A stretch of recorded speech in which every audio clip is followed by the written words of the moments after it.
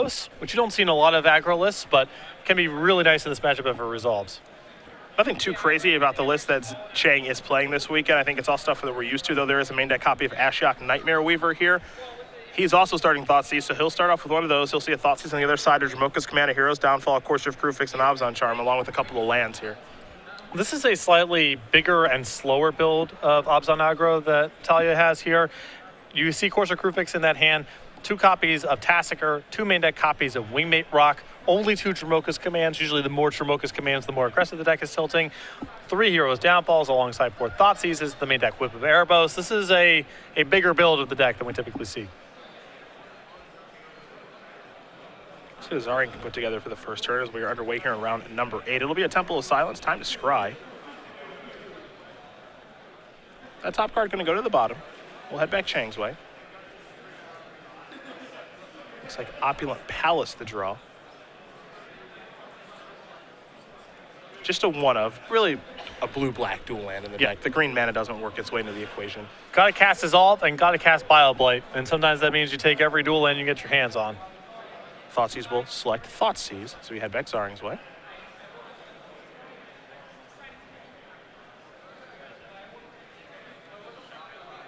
So Courser of Crewfix be selected from the first Thoughtseize, so not really a lot doing here for the Abzan aggro player.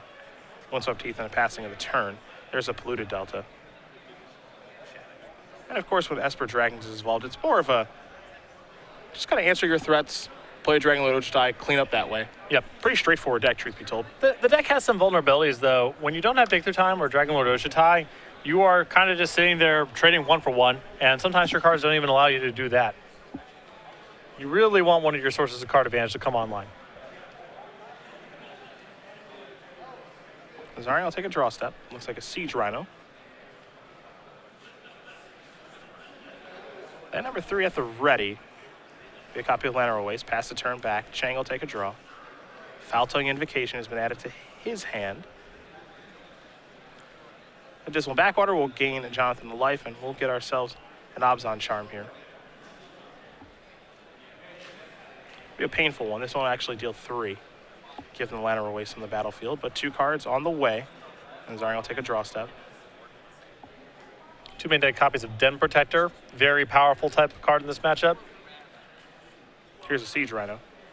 That's going to resolve. And Zaring up to 19. Cheng will go down to 14. We might have a Foul-Tongue Invocation at the end step here. Cheng going to sacrifice the Polluted Delta, go down to 13.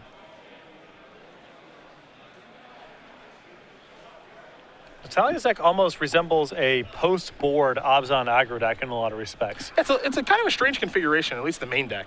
It is set up for a long game. Yeah. The main deck with Bavaribo is certainly indicative of that. Yep. 2 Tassikers as well. 2 Den Protectors. Yep.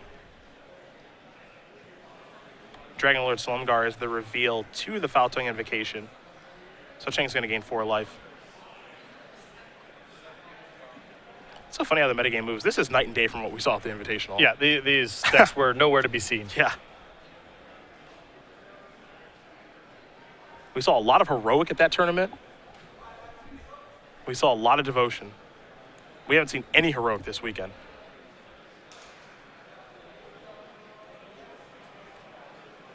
There's One Swept Teeth. And if Jonathon doesn't find a copy of Dig Through Time, I think he's in trouble this game. I think Natahlia is the one with a big edge in terms of card advantage and the ability to play a late game, even though she's the aggressive deck in the matchup. And there's a pretty strong chance that whatever creature Jonathon casts, whatever dragon casts, just gets killed. It's extremely likely that will happen.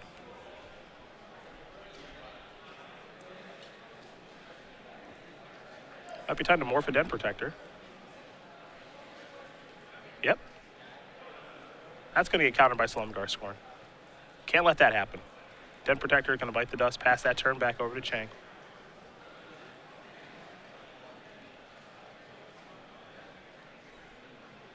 There's a Temple of Enlightenment. Take a look at the top card, Will Jonathon. It'll become the bottom card. We head back Zaring's way. Looks like Thoughtseize was the draw. I can clear a path for something.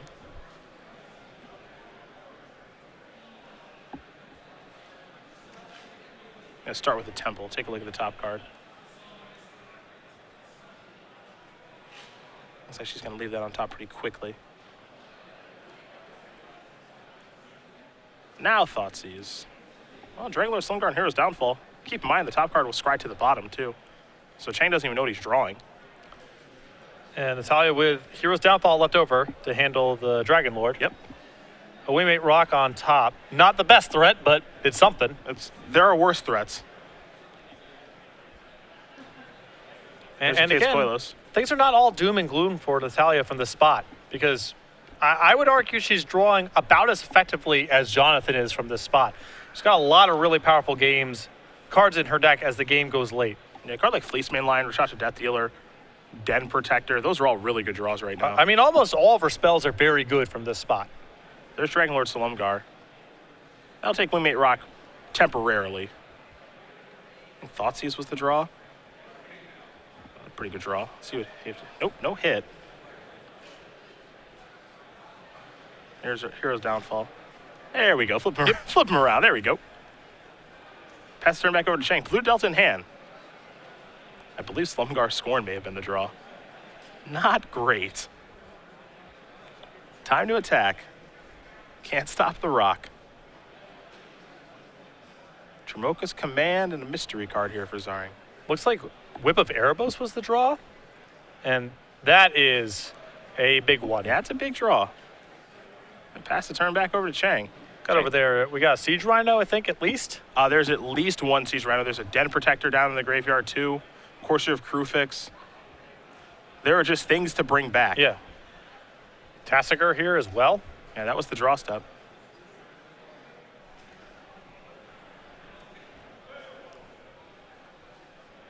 I mean, with the construction of her deck, Natahlia is definitely giving up some percentage points against aggressive decks game one. There's no doubt about it.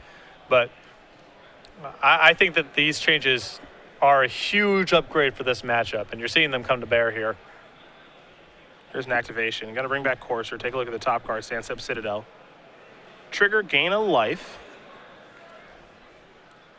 Mana Confluence will be the draw next turn. That'll be time to come into the red zone. Then that rock will trigger. 5 lifelinking damage, and now we'll have ourselves a Tassiger in just a moment. Looks like maybe the Wingmate Rock trigger was missed with the, you can see the kind of the body language between the two players. The upshot is it doesn't really matter all that much. Not too much. Not in this matchup. There's Tassiger.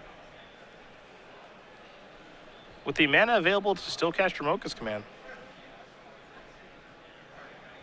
Of course, going to delve away 5 cards. Play Tassiger on the ultra cheap. Try to leave the graveyard stocked with real cards. Yeah, there's this weird tension here because she kind of wants to leave spells, but she also just wants to leave the most number of creatures behind as possible for Whip of Erebos. Cheng will take a draw. His last few draw steps have been pretty poor, though I think he may have just run into a Dig Through Time. I don't know if Dig Through Time is going to be good enough, but if it's not, nothing else in his deck is. That's true.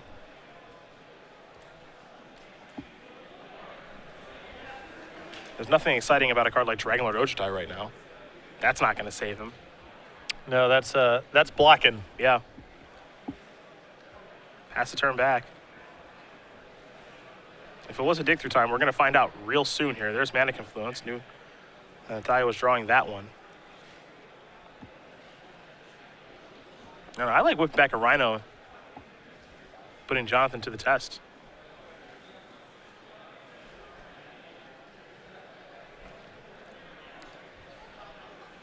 Yeah, it leaves Natahlia with enough mana left over to also activate Tassiger. So this is a great turn.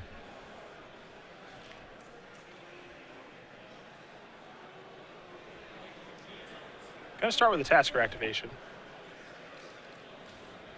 Just a couple of lands.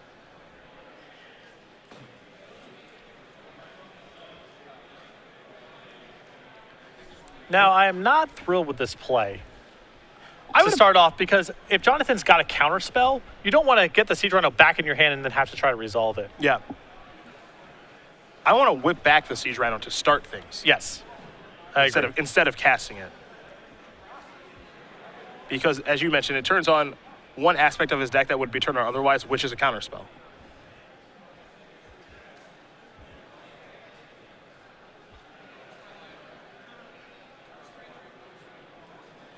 Here's dig through time. Cheng will take a look at the top 7. Take 2 with Slumgar scoring among the options. There's also a copy of Foul Tongue Invocation over there. No dragon to pair, though. Doesn't appear to be the case. 5 cards go to the bottom.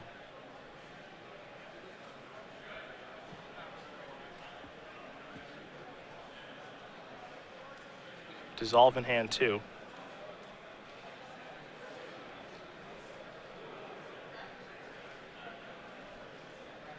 Now it's time to go to the attacks. Wingmate Rock will trigger. There's Foul Tongue.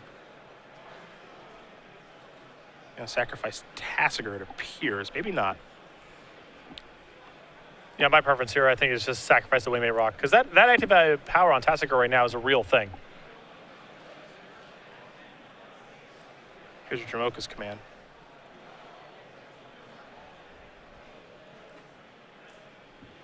We'll figure out what modes this is selecting.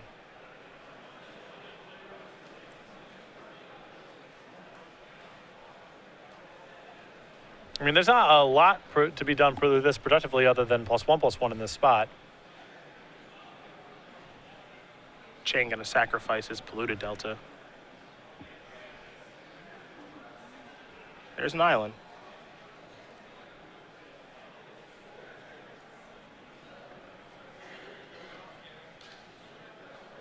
Feels like we might have a dissolve here. Okay.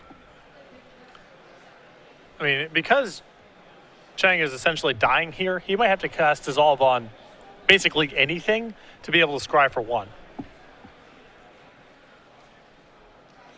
So Dromoka's command is not resolving. And it appears Zaring is sacrificing the Tassiger. And I prefer sacrificing the Wingmate Rock. Basically, the reason you mentioned is Tassiger is going to allow you to do some things later in the game. And also, a 4/5 actually against this deck, Wingmate Rock doesn't line up appropriately against Dragonlord Ojutai. Yeah. I think that's another huge issue. Because if a Dragonlord Ojutai comes rolling off the deck, Zaring might not be able to attack anymore. Right. I mean, she's still got a pretty solid late game rolled up here because of Whip of Erebos and the action in the graveyard. Siege Rhino in hand, but things have gotten a little hairy now.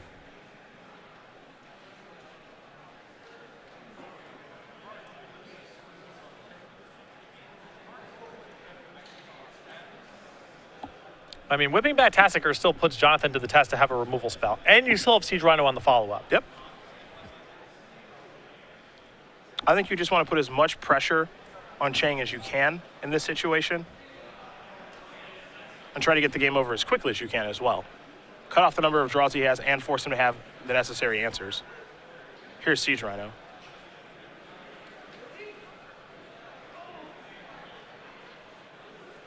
It's a dig through time and response. There goes the entire graveyard. So Cheng will look at the top 7 yet again. Hero's Downfall, dissolve among those cards. I don't mind opening on Siege Rhino here because it does give you some insulation against an Edict effect. Yep. You get to, Jonathon kind of has to use it up front. And if Siege Rhino gets countered, cool. All right, cool. Whip it back and you're done.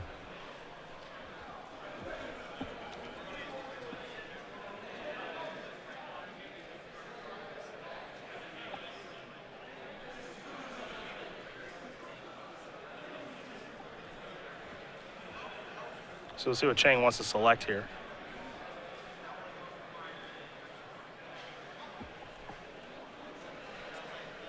Dissolve, looks like Dissolve and Downfall. Here's a Whip activation. Gonna get back Tassiger.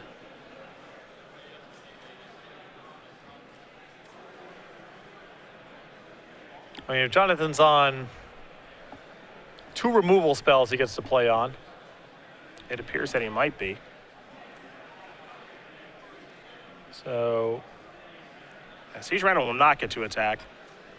And it appears maybe Zaring may have missed the Siege Rhino trigger. Okay, it's a Bio Blight. Yeah, okay. you can stay alive. Got yeah, it, so okay. We got it. Jonathon still swimming upstream. To say the least. Yep, no more. No more. There's no more stream to swim up. Natahlia Zaring is going to win game number 1 here over Jonathon Cheng. Amazon Aggro up a game over Esper Dragons. We take a look at the sideboards here. And we'll start with Cheng, and his Thought Seize, his Negate, his 2 Disdainful Strokes, his 2 Ultimate Prices, 2 Ashiok Nightmare Weaver, 3 Drown in Sorrow, 2 Tasker of the Golden Fang, and then 2 copies of Dragonlord's Prerogative. There's not a lot to be thrilled with for the sideboard in the matchup here. I think the 2 copies of Ashiok are pretty reasonable.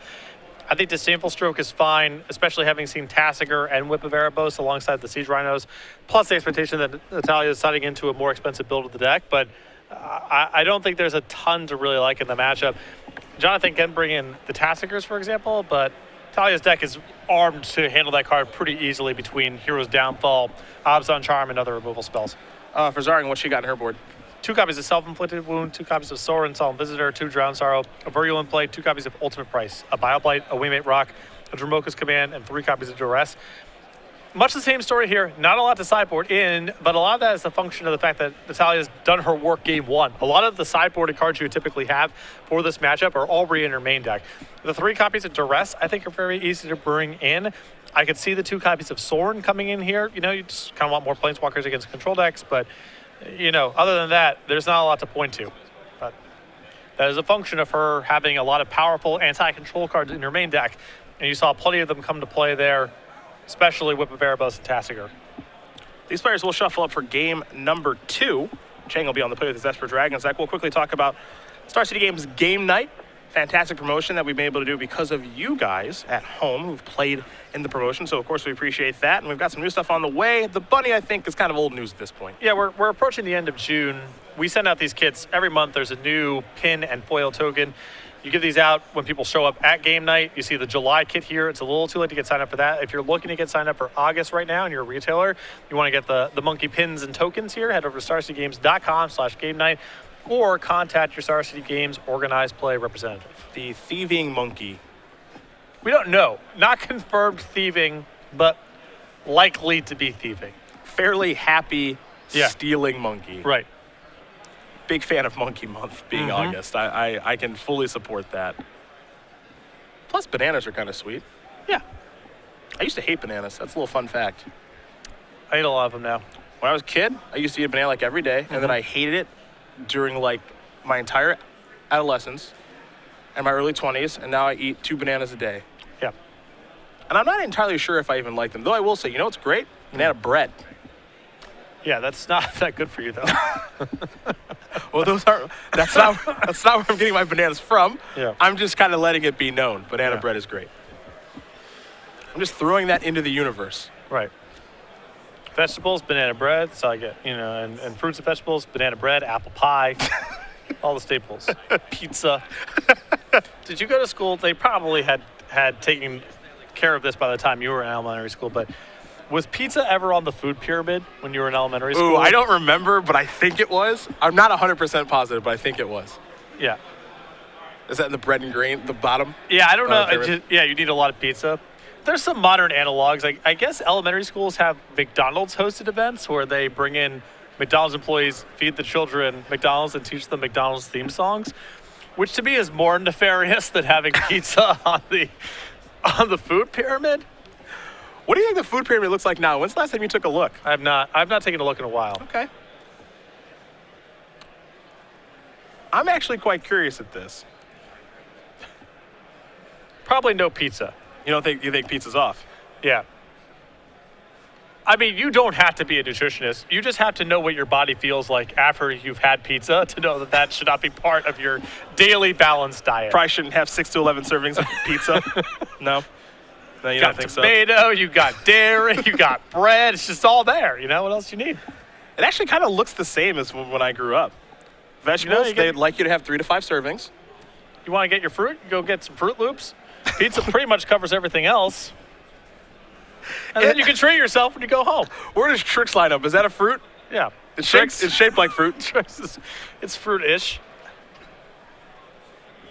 Great cereal. Yep. I'm curious where Red Bull is on the food pyramid. Very popular beverage. Sody Pop. That stuff is That stuff is so poisonous. Oh, is it? Really? You think battery acid in a can's not good for you? You ever watch Mad Men? You've watched the show? I actually have never started. Okay, I haven't so started. it's you know, Don't ruin it. I won't, but it's set in, you know, about 50 years ago, and so everyone's smoking. It was back in just like a different time in American culture. People are smoking indoors, people are smoking while they work, and that's one of the ways you know it's a period piece. Now that looks so weird, but at the time, that's just the way people were, and so it frames the period the show is set in. 50 years from now, when people make shows about modern day, everyone's going to be drinking Red Bull. That's going to be the way that you know it was set now. Because 50 years from now, people are going to be like, I can't believe people drink that stuff all the time, you know? But now that's just, it's the way I have one when I wake up in the morning. That and 5-hour energies. Right. And a Frappuccino. Right, exactly. Cheng will start things off here with a Temple of Enlightenment. Time for him to scry. Top card goes to the bottom. We go back to Zaring. She has a Temple as well. It's a Temple of Silence. That card will stay on top as well. Cheng with a Temple of Enlightenment yet again. That card's going to go to the bottom. Head back to Natahlia's way. There is a Windswept Tea, sacrificing that very, very quickly. Time to go searching. Tobacco may technically be a vegetable. I'm curious to see if it's ever been on the food pyramid. If you go back and find food pyramids from, you know, like the 1910s or whatever. Years past. It's not that much more ridiculous than pizza. I mean, it's worse, you know what I mean? But it's not that much more ridiculous. Where do you think the hot dog pizza lines up on the food pyramid? Oh, yeah. We'll get into that later. A Fleece Mane Lion and a passing of the turn by Zaring. It's a Swamp from Cheng. No surprise to see not a lot of action here from Jonathon. Zaring is going to typically be the aggressor in the matchup. Here comes Fleece Mane Lion. I like her position a lot in the matchup because she's the aggressor, but she's not beat if the game goes long. Yep. She's got enough late game in the deck where she can hang around, even if things drag out. Every time for another Fleece Mane Lion. Only a single black man out there for Cheng, so this isn't terribly risky. I mean, it is still a little bit risky. Black man can come off the top, but yeah, you hope. You gotta catch your Fleece Mane line. It's not getting better sitting in your hand. Foul-tongue invocation, took care of the Fleece Mane Line, revealing a Dragonlord Ojutai. So Cheng up to 21. Here's blue to Delta, so there's another black source of mana. Zaring will draw. Looks like another Fleece Mane Line in hand now. Here's an attack for 3, Cheng back down to 18.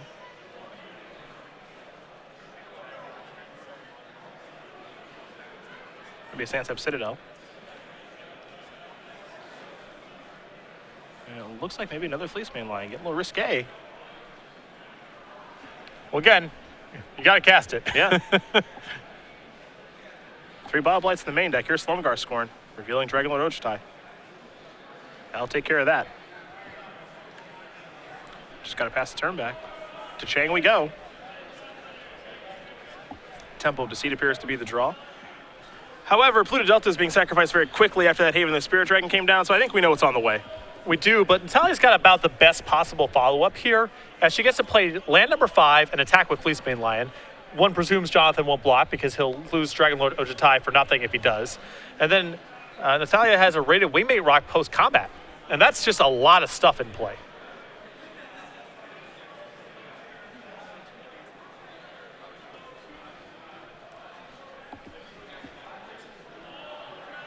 This is the test right away. And then even if Natahlia gets hit by Dragonlord Ojutai, she might be able to race. I mean, Yep. Jonathon's at 14, and this is a lot coming on the way back. 9 points of power in play. Can't stop the rock. There's a raid trigger. So you got another 3-4 coming. Pass that turn back over to Cheng. Cheng will take a draw. Why do I want to double block so bad if he attacks? I don't, because I just want to untap and crack him in the jaw, man. Yeah. I'm not looking to trade. I don't know why I'm getting so frisky. I just want to double block really bad. Well, the upside is enormous. If you double block and he has no removal spell, he's done. Yeah. So I get it from that perspective, but at 14,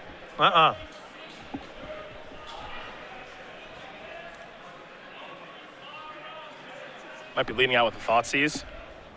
Sure. Let's go about the action. Oh, this might be a dig through time now. Oh, okay. Dragon Lord's prerogative can't be countered because there's Dragon in play. Not that that would come up in this matchup. So here come 4 cards. Here's a Grip. Foul-Tongue Invocation, Hero's Downfall, Dig Through Time, Temple of Deceit, and Caves of Koilos. Dig Through Time gets selected very quickly.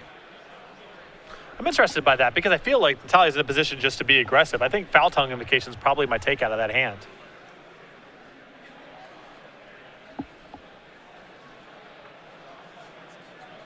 Looks like there might be a Sorin in hand. There's a land.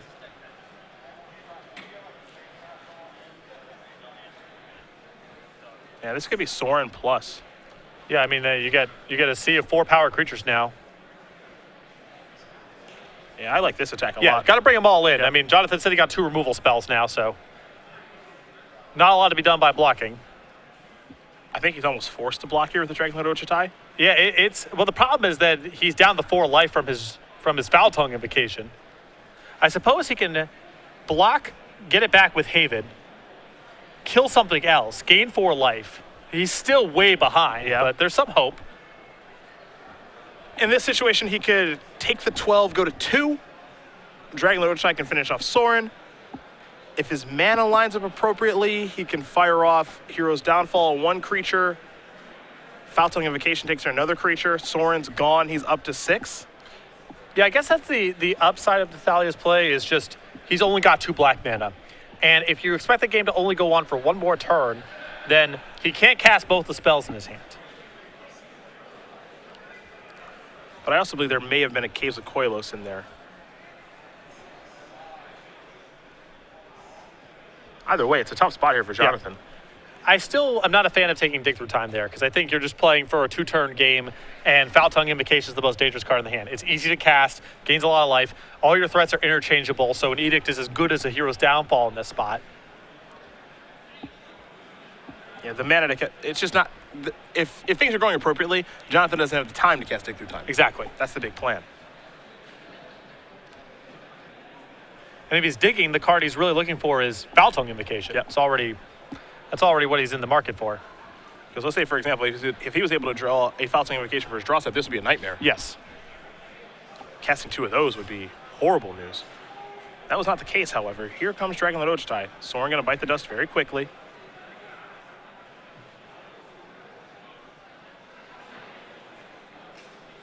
That's a Hero's Downfall. Don't want to let that Fleece main line go monstrous. Urborg, the last card in Zaring's hand. I will draw a card. There may have been another copy of Wingmate Rock. Here's the attack. Cheng has to take 1 to go up to 5. There goes the token. And the rock will deal 3. Put Cheng back down to 2. Hiya! Another Wingmate Rock brings a token along with it, past that turn back. Cheng will draw a card. We know last turn he drew a land. Here comes Dragon Lord Ochitai. Now this turn I'm down with a double block. I want to snap him off really bad. A single block. See, I don't like the single block because if Foul Tongue Invocation was a draw, it's really bad news. It wasn't. Yeah. So Cheng is going to end up losing the match. A little bit of a risky play there from Zaring, but it does work out, and she's going to win this match over Jonathon Cheng 2-0. Obs on aggro will take care of Esper Dragons, and she moves on to 7-1 here in Indianapolis. Yeah, no doubt about it. Her main deck is about as well positioned for the matchup as you can realistically get and still call the deck Obs on aggro. The 2 copies of Dromoka's Command, that's usually the worst card in the deck. And when people are playing 4 copies of Dromoka's Command, it's really punishing in the Esper Dragons matchup because it's close to a dead card. It's not totally dead, but it's very close. It's about as close as you can get. About as close as you can get to being a dead card. And in place of the extra Dromoka's commands, you typically see in these lists, you're looking at cards like Thoughtseize, Whip of Erebos, Hero's Downfall, all very solid cards for the matchup. Back that up with a couple copies of Duress on the sideboard. And I think Natahlia's got a very good matchup here and won both games pretty convincingly. The thing that's notable here is that game 1 is so good because when you're playing Obs and aggro, you're normally just giving away game 1 Esper Dragon. Something has to go really right for you. Mana Screw, Flood, bad draw, whatever. But I feel it's like game 1, she's actually favored in the matchup, and things actually get a little better after sideboard. Yeah, and So you have to love that. And you really saw a vulnerability there of Esper Dragons is that's an eminently beatable deck. If they're not digging through time into a lot of power and they're not connecting with Dragon Lord Ojutai, it's a control deck with very